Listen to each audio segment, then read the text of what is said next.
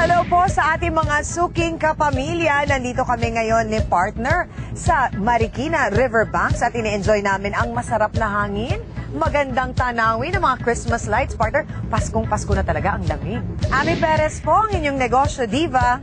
Gilbert Remulla po ang inyong partner sa Pag-Asenso. Kamusta naman po sa lahat ng ating mga kababayan dyan sa Pasig City at sa lahat ng nanonood sa atin through the Filipino channel around the world. 30 minuto ng inspirasyon at impormasyon po ang hatid namin sa inyo dito lang sa Kabuhayang Swak na Swak. Christmas time is party time, kaya ito ang ilang negosyong laman ng mga salo-salo at sangkap ng kasiyahan. Face painting ang kumikitang sideline ng architecture student. Painted shoes naman ang gimmick ng Mascom grad na ito at cool pakulo daw ito at partner sa mga party. At syempre, di kumpleto ang party kung walang balloons. Di na lang daw ito pambata, kaya alamin ang decorative potentials ng mga logo.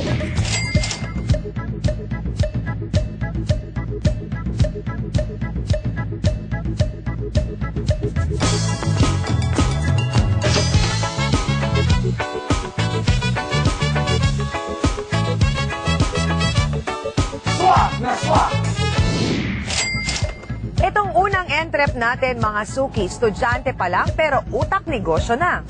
At nasa creative side ang kanyang naisip. Face painting for kids na kadalasan ay hit sa mga children's party.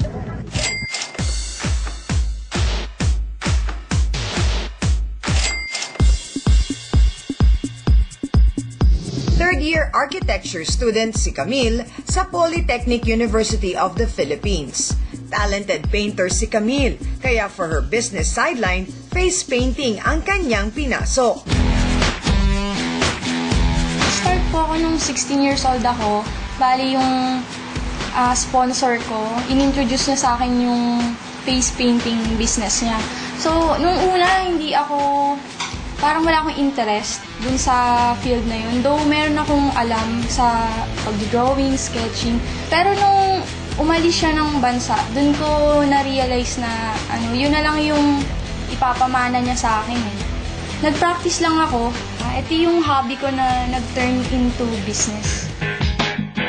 4 years nang pinasasaya ni Camille ang mga party events na may gimmick na pangkikay. Imagine, high school pa lang daw siya noon, kumikita na siya. 2,000 pesos ang bayad for every 3 hours. Very supportive talaga yung parents ko dito kasi syempre nag-start ako on my own . Tapos hindi ako humingi sa kanila ng any advice. Basta kung ano yung nag-come up or nag-pop up sa isip ko, yun yung ginawa ko kasi yun yung gusto ko. Sa internet lang kumukuha ng idea si Camille at through the internet din niya ina-advertise ang kanyang service. Malaki din daw ang tulong ng mga referrals from her satisfied customers. Gusto ko talaga ang face painting. Hindi lang dahil mahilig ako sa kids. Kasi gusto kong nakikita yung mga kids na natutuwa dun sa ginawa ko. Pag nagustuhan ka ng kids, magugustuhan ka rin ng parents. Non-toxic daw ang mga paint na ginagamit niya. Water-based at hypoallergenic, kaya safe even for sensitive skin. Kahit kumita, priority pa rin ni Camille ang kanyang studies. Time management lang daw ang sagot dito. May future plan na nga siya para sa kanyang business. 5 years from now, nakikita ko na magkakaroon ako ng team ng face painting. Hindi lang face painting, lalawak pa to. Magkakaroon pa ng party organizing, balloon twisting, glitter tattoo, mascot, clown with ventrils.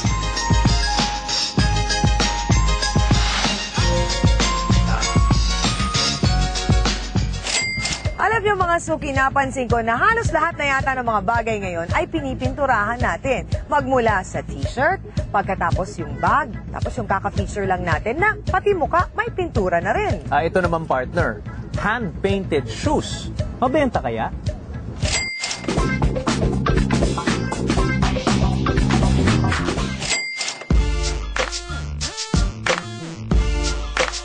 Hindi siya maruming sapatos na pinagtripan ng kung sino-sino. Ito ang home business ng Masscom graduate na nauwi sa pagnenegosyo.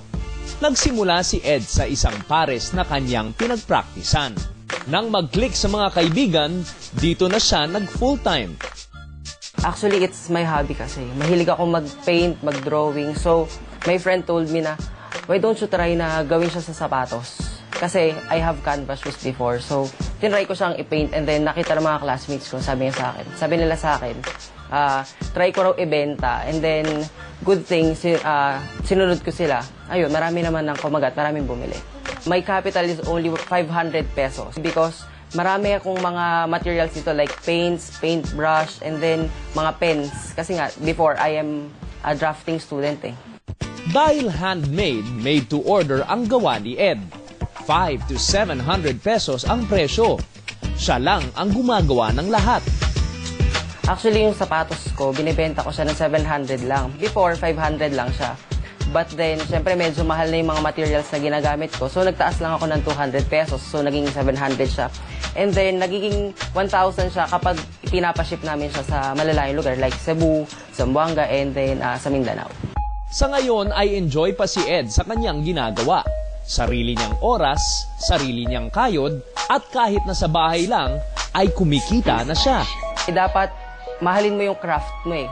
Though dito ka tumatakbo sa isang linyang to, mahalin mo rin yung kung saan ka ba nag-e-excel like me. Mahilig nga ako magpinta, mag-drawing. So, I'm loving my craft and I'm doing it. Tapos, dapat i-enjoy mo yun eh. Hindi mo siya dapat i-take as, naku, kailangan ko tong matapos kasi may kapalit siyang pera. Dapat ginagawa mo to kasi nakakatanggal siya ng stress, nakaka-release siya ng tension, nakaka-enjoy siya. As well as, nasa-share mo yung talent mo sa iba. And mas masarap kasi sa feeling kapag nakikita mo bilang nagtitinda ng sapatos na nag-e-enjoy sila dun sa quality, sa kulay, sa design ng sapatos na ginagawa. Ako po'y bumabati sa kabuhayang swak na swak. Nabati ko po sa inyo, kayo sa inyong award na natanggap. Patuloy niyo po yung magandang programa at inyong ginagawa. Kasama na po si Ami at lahat po ng mga kasama sa programa, pati na mga production staff and crew. More power to all of you.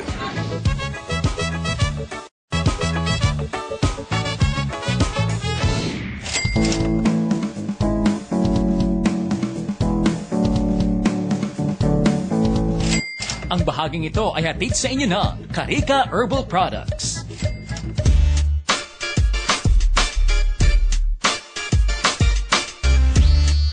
Malayo na ang narating ng Carica Herbal Company in the last 15 years.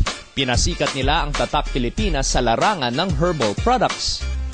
Malawak na din ang kanilang network of dealers at distributors. Ngayon, pati